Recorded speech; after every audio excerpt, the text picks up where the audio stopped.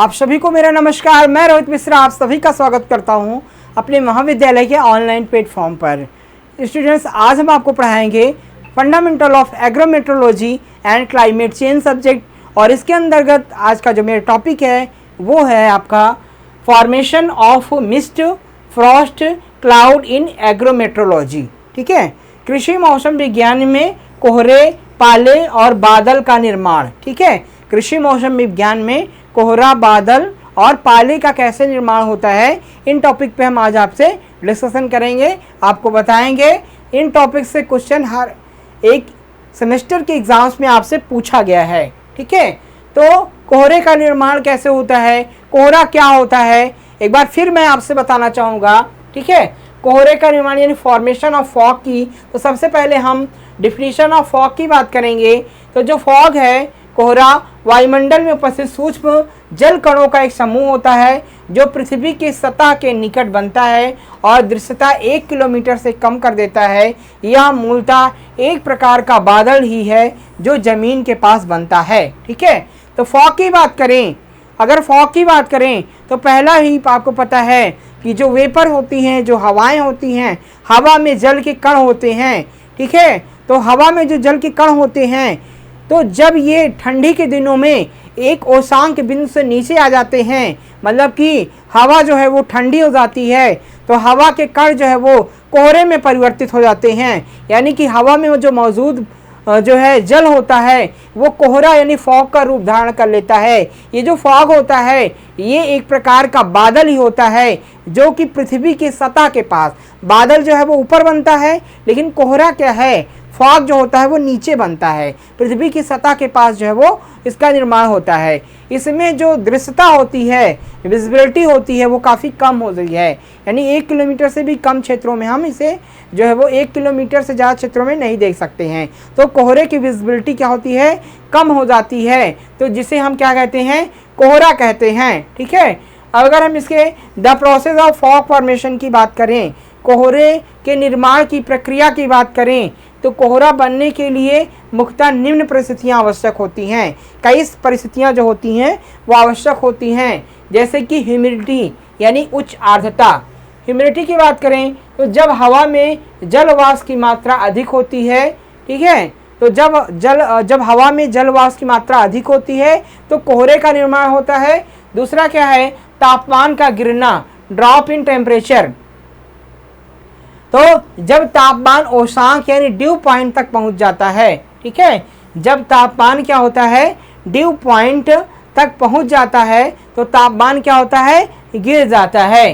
संघनन केंद्र की बात करें, कंडेंसेशन न्यूक्लियाई की बात करें, धूल, धुआं आदि कण जिन पर जलवाष्प संघनित होती है, ठीक है, उसे हम क्या कहते हैं, संघनन केंद्र कहते हैं। ठीक है, तो धूल, धुआं आदि के कण जिन जलवाष्प पर संघनित होती है उसे क्या कहते हैं, संघनन केंद्र कहते हैं। ठीक है, जब हवा का तापमान धीरे धीरे कम होकर औशांक तक पहुंचता है तो जलवाष्प छोटे छोटे जल कणों में परिवर्तित हो जाती है और कोहरे का निर्माण होता है। ठीक है, तो जब हवा का तापमान क्या होता है, धीरे धीरे गिर जाता है, ठीक है, और औशांक तक पहुंच जाता है, तो जो जलवाष्प होती है वो छोटे छोटे जल के कणों में परिवर्तित हो जाती है, जिसे हम क्या कहते हैं, कोहरा कहते हैं। ठीक है, इसकी जो विजिबिलिटी होती है, दृश्यता होती है, वो काफ़ी कम होती है। ठीक है, तो इस फिगर में आप देख सकते हैं कोहरा, पाला, बादल में क्या अंतर होता है।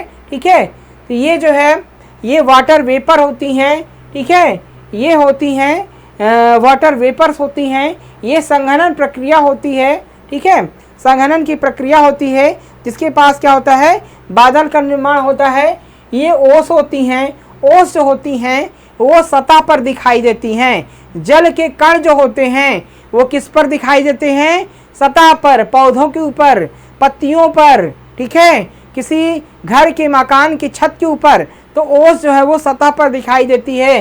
ओस तो हम आपको पहले ही बता चुके हैं कि जब जल जो है, जो हवा में जल के कण होते हैं, हवा में जो उपस्थित जल होता है, जब एक निश्चित औशांक बिंदु पर नीचे चला जाता है, ठीक है, तो उसे ओस कहते हैं। ओस में कोई दृश्यता नहीं होती है, ठीक है, ये सतह पर गिर जाती है पानी की बूंदों की तरह। ठीक है, ये आपका पाला है। पाला जो है क्या होता है, जब हवा में उपस्थित जो जल के कण होते हैं, जब बहुत ज़्यादा निम्नतम तापमान पर, बहुत न्यून तापमान पर चले जाते हैं, तो वो पाला के रूप में पौधों की सतह पर दिखाई देते हैं। तो इस प्रकार से इसका टेम्परेचर बहुत कम होता है, तो ठीक है, ये पौधों को नुकसान पहुंचाते हैं। और इस प्रकार से जब हवा के कण जो है, हवा में उपस्थित जल जो है वो जो है, तो वो एक कोसांक बिंदु को नीचे चले जाते हैं और ये बादल की तरह हो जाते हैं। तो उसे हम क्या कहते हैं, कोहरा कहते हैं। ठीक है, तो इस प्रकार से और कई प्रकार के बादल जो है वो बन जाते हैं। तो इस प्रकार से इसके निर्माण की प्रक्रिया होती है। कोहरे की बात करें, टाइप्स ऑफ फॉग की बात की जाए, तो कोहरा कई प्रकार का होता है, जैसे रेडिएशन फॉग, तो ठंडी और शांत रातों में भूमि के तेजी से ठंडा होने के कारण जो है वो रेडिएशन फॉग बनता है। अभिवहन कोहरा, एडवेक्शन फॉग, तो जब गर्म और नम हवा ठंडी सतह के ऊपर से गुजरती है तो उसे क्या कहते हैं, एडवेक्शन फॉग कहते हैं। ठीक है, जब जो है अभिनव कोहरा कह सकते हैं, एडवेक्शन फॉग, जब गर्म और नम हवा ठंडी सतह के ऊपर से गुजरती है तो उसे एडवेक्शन फॉग कहते हैं। ठीक है, वाष्पीकरण फॉग क्या होता है, इवेपोरेशन फॉग। वाष्पीकरण कोहरा क्या होता है, जब ठंडी हवा गर्म जल सतह के ऊपर आती है तो उसे क्या कहते हैं, वाष्पीकरण कोहरा कहते हैं। ठीक है, तो इस प्रकार से इसे इवेपोरेशन फॉग कहते हैं। एब्सोल्यूट फॉग की बात करें, ऊंचाई वाला कोहरा क्या होता है, तो जब हवा पहाड़ी ढलानों पर ऊपर की ओर उठती है। ठीक है, जब हवा जो है वो पहाड़ी ढलानों पर ऊपर की ओर उठती है तो उसे क्या बोलते हैं, एब्सोल्यूट फॉग जो है वो कहते हैं। ठीक है, कृषि में क्या प्रभाव पड़ता है, इम्पैक्ट ऑन एग्रीकल्चर पे इसका निगेटिव इम्पैक्ट पड़ता है, यानी सूर्य के प्रकाश में क्या होती है, कमी हो जाती है, रोगों और कीटों में वृद्धि होती है, फसल की वृद्धि में बाधा उत्पन्न करता है। ठीक है, सकारात्मक प्रभाव क्या होता है, शुष्क क्षेत्रों में नमी प्रदान करता है। ठीक है, और कुछ फसलों के लिए लाभदायक वातावरण बनाता है। ये सारे इसके फॉग के जो है वो निगेटिव और पॉजिटिव इम्पैक्ट जो है वो होते हैं। ठीक है, अब हम बात करेंगे फॉर्मेशन ऑफ फ्रॉस्ट की बात करें, पाला का निर्माण की बात की जाए। ठीक है, कैसे हम पाले का निर्माण होता है, तो पाले की परिभाषा बताएं।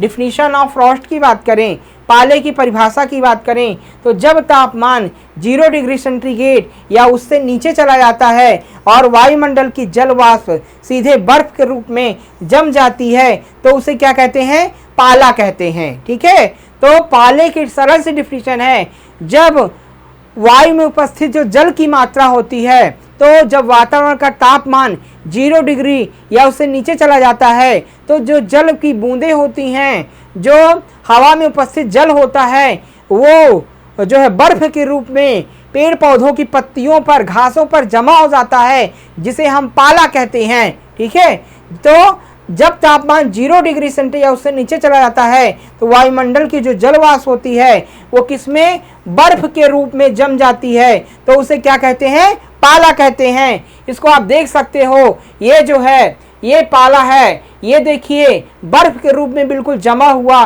पत्तियों पर, टहनियों पर दिखाई दे रहा है, तो इसे हम क्या कहते हैं, पाला कहते हैं। ये पौधों के लिए नुकसानदायी होता है। ठीक है, तो यहाँ पर हम आपको पाले की परिभाषा आपको बता रहे थे। ठीक है, अब बात करेंगे the process of construction of resting area, पाले के निर्माण की प्रक्रिया कैसी होती है।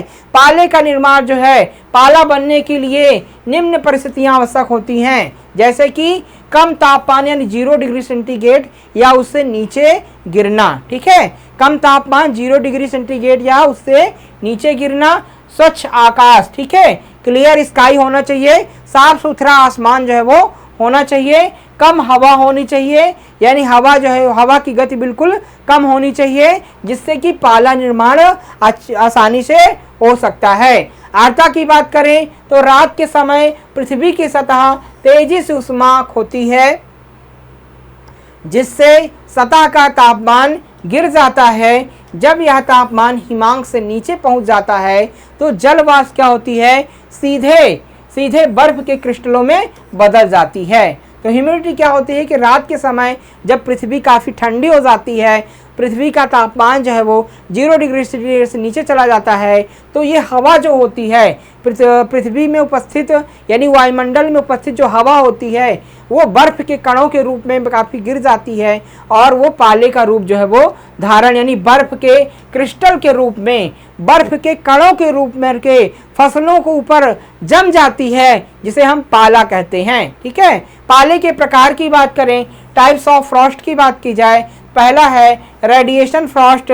साफ और शांत रातों में रेडिएशन फ्रॉस्ट बनता है। ठीक है, अभिवहन पाला जिसे हम एडवेक्शन ठंडी कहते हैं, ये ठंडी हवा के आगमन से बनता है जिसे हम एडवेक्शन फ्रॉस्ट कहते हैं। ठीक है, ब्लैक फ्रॉस्ट की बात की जाए यानी काला पाला की बात की जाए, जब हवा बहुत शुष्क होती है और बर्फ दिखाई देती है उसे हम क्या कहते हैं, ब्लैक फ्रॉस्ट कहते हैं। ठीक है, सफ़ेद पाला यानी वाइट फ्रॉस्ट की बात की जाए तो जब सतह पर बर्फ की परत स्पष्ट दिखाई देती है उसे क्या कहते हैं, सफ़ेद पाला जो है वो कहते हैं। ठीक है, कृषि पर प्रभाव की बात करें, इम्पैक्ट ऑन एग्रीकल्चर की बात करें तो इससे नकारात्मक प्रभाव कैसे होते हैं, निगेटिव इम्पैक्ट क्या होते हैं, फसलों की कोशिकाएं क्या होती हैं, फट जाती हैं, पत्तियां और फूल क्या होते हैं, नष्ट हो जाते हैं। तो पाले का प्रभाव कृषि यानी फसलों पर बहुत ज़्यादा पड़ता है, इसका बहुत ज़्यादा विपरीत प्रभाव होता है, यानी सकारात्मक प्रभाव की अपेक्षा नकारात्मक प्रभाव क्या होता है, बहुत ज़्यादा होता है। नकारात्मक प्रभाव में फसलों की कोई कोशिकाएं होती हैं, पौधों की कोशिकाएं क्या होती हैं, फट जाती हैं और पत्तियां और फूल क्या होते हैं, नष्ट हो जाते हैं। ठीक है, तो ये बहुत ज़्यादा इफेक्ट होता है। उत्पादन में क्या होती है, भारी कमी हो जाती है। तो ये इमेज आप देख सकते हैं कि इमेज में आप देख रहे हैं कि पूरे पाले की तरीके से पत्तियों पर, टहनियों पर, डालों पर पाला पूरा तरह चिपक गया है। इससे क्या होता है, पौधों की कोशिकाएं क्या हो जाती हैं, फट जाती हैं, नष्ट हो जाती हैं। ठीक है, फूल जो होते हैं, फल जो होते हैं वो पूरी तरह से नष्ट हो जाते हैं, गिर जाते हैं। तो पाले से काफ़ी ज़्यादा जो है वो फसलों को नुकसान होता है। आप देख सकते हैं कि पूरी तरह से पौधे रैप्चर हो जाते हैं, नष्ट हो जाते हैं पाले से। ठीक है, इसके सकारात्मक यानी पॉजिटिव इम्पैक्ट की बात की जाए तो पॉजिटिव इम्पैक्ट बात होता है कि कुछ कीट और रोगाणु क्या होते हैं, नष्ट हो जाते हैं। बस इतना ही पॉजिटिव इम्पैक्ट है। कुछ कीट और रोगाणु जो होते हैं, कुछ मतलब इंसेक्ट होते हैं और जो आपके पैथोजेंस होते हैं वो नष्ट हो जाते हैं। बस इतना ही इफेक्ट है, लेकिन इससे हानियाँ ज़्यादा हैं, लाभ बहुत ही कम हैं। पाले से बचाव के उपाय की बात करें, मेजर प्रोटेक्ट अगेंस्ट फ्रॉस्ट की, इससे क्या करना चाहिए, धुआं करना चाहिए, सिंचाई करना चाहिए, फसलों को ढकना चाहिए, पवन मशीनें का उपयोग करना चाहिए, इससे पाले से बचाव किया जा सकता है। अब बात करेंगे क्लाउड्स की यानी बादल की। ठीक है, तो बादल क्या होते हैं, बादल का निर्माण कैसे होता है, तो सबसे पहले हम जानेंगे बादल की परिभाषा, डिफिनीशन ऑफ क्लाउड्स। ठीक है, तो बादल जो होते हैं वायुमंडल में जल वाष्प के संघनन से बने सूक्ष्म जल कणों या बर्फ क्रिस्टलों के समूह होते हैं जो आकाश में तैरते रहते हैं। ठीक है, तो बादल क्या होते हैं, वायुमंडल में जल वाष्प के संघनन से बने सूक्ष्म जल कणों या बर्फ के क्रिस्टलों के समूह होते हैं जो आकाश में तैरते रहते हैं। तो वायुमंडल में जो वाष्पन से यानी कि नदियाँ, तालाब, समुद्र और पेड़ पौधों में वाष्पोत्सर्जन प्रक्रिया के पश्चात जो जल वायुमंडल में जाता है, ठीक है, तो वह जल जो होता है वो फिर संघनन की प्रक्रिया के पश्चात, ठीक है, कंडेंसेशन की प्रक्रिया के पश्चात वह जो है जो जल होता है वो जम जाता है। इस जमे हुए जल को हम क्या कहते हैं, बादल कहते हैं। बादल जो है वातावरण की ऊपरी सतह पर जो है वो जमा होते हैं। ठीक है, तो ये क्रिस्टल के रूप में हवा में तैरते रहते हैं जिसे हम बादल कहते हैं। ठीक है, तो इसका निर्माण जो होते हैं वो ऊपरी सतह पर होता है। ठीक है, वायुमंडल की ऊपरी सतह पर इसका निर्माण होता है। अगर हम बात करेंगे कि बादलों के निर्माण की प्रक्रिया, the process of cloud formation, तो बादल के निर्माण की जो प्रक्रिया होती है वो कई प्रकार से होती है। बादल बनने के लिए 3 मुख्य प्रक्रियाएं होती हैं। ठीक है, बादल के निर्माण के लिए कुछ मुख्य प्रक्रिया कितनी होती हैं? 3 मुख्य प्रक्रियाएं होती हैं। पहला क्या है? वाष्पीकरण, जिसे हम क्या कहते हैं? इवेपोरेशन, जल का जलवाष्प में परिवर्तित होना। ठीक है, तो इवेपोरेशन क्या होता है? जल जो होता है, जल का जलवाष्प में परिवर्तित होना क्या कहलाता है? इवेपोरेशन कहलाता है। ठीक है, तो किस प्रकार से बादल का निर्माण होता है? इवेपोरेशन की प्रक्रिया। ठीक है, sun heat on water and land surface. ठीक है, तो जैसे कि इवेपोरेशन की प्रक्रिया किस प्रकार से होती है? ये जैसे कि आपका सूर्य का प्रकाश है, तो सूर्य का प्रकाश जब हमारे नदियों पर, तालाबों पर और समुद्र पर पड़ता है, तो ये जो है सीधे ये जो जल होता है, ठीक है, नदियों का जल होता है, समुद्र का जल होता है, ये गर्म होकर के जो है वो वाष्पीकृत होता है। ठीक है, वाष्पन प्रक्रिया के द्वारा वाष्पीकृत होता है और ये वाष्पीकृत जल जो है वो कंडेंसेशन होकर के बादल का निर्माण करता है। किसका निर्माण करता है? क्लाउड्स का निर्माण करता है। ठीक है, तो कंडेंसेशन प्रक्रिया, जो वाष्पीकृत जल होता है, जो नदियों, तालाबों और समुद्र के माध्यम से वाष्पन प्रक्रिया के द्वारा जो है वो जो जलवाष्प वातावरण में एकत्रित होता है, वो कंडेंस्ड होकर के, ठीक है, संघनन प्रक्रिया के द्वारा जो है वो संघनित होकर के क्या बनाता है? बादल बनाता है। किस प्रक्रिया के पश्चात जो है वो? संघनन। किसे क्या कहते हैं? संघनन प्रक्रिया के पश्चात जो है वो बादल का निर्माण जो है वो करता है। ठीक है, ये इमेज के माध्यम से हम समझ सकते हैं कि बादल जो है वो कैसे बनते हैं। ठीक है,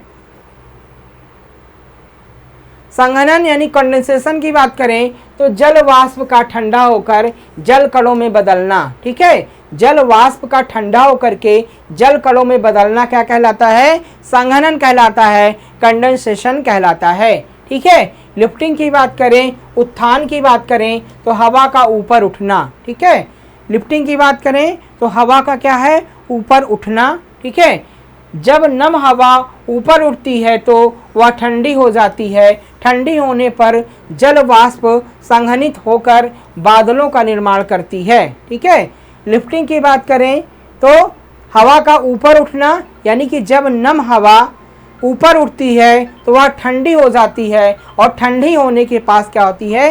संघनित होकर के बादल जो है वो बनती है। ठीक है,